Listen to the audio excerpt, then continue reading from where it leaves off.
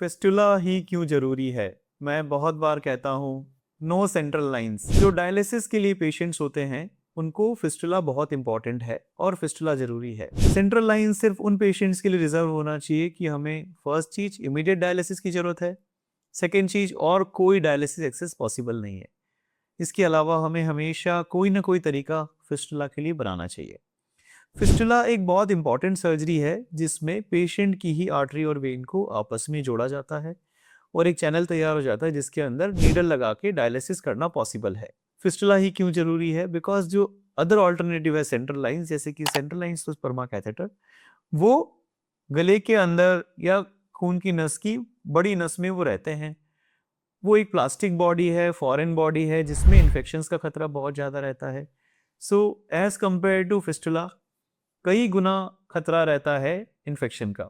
दूसरी चीज, ये फॉरेन बॉडी नसों को इरिटेट करती है, क्लॉट फॉर्मेशन कहीं ज़्यादा होते हैं और नसों का सिकुड़न होता है जो कि काफ़ी बार परमानेंट होता है।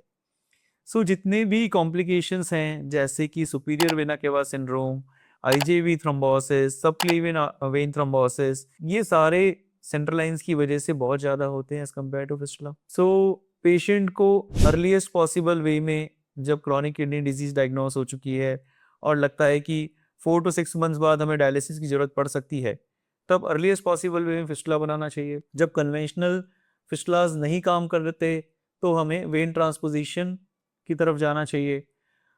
कोई और वेन हम यूज़ कर सकते हैं, पैर की वेन हम एज ए ग्राफ्ट यूज़ कर सकते हैं।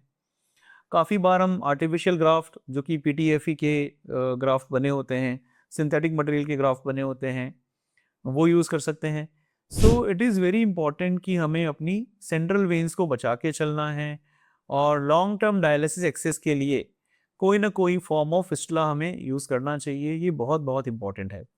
सारे डायलिसिस पेशेंट्स को मेरा यही मैसेज है कि अ, अगर 10% चांस भी है, 20% चांस ऑफ सक्सेस भी है, वो उनको फिस्टुला के लिए लेना चाहिए।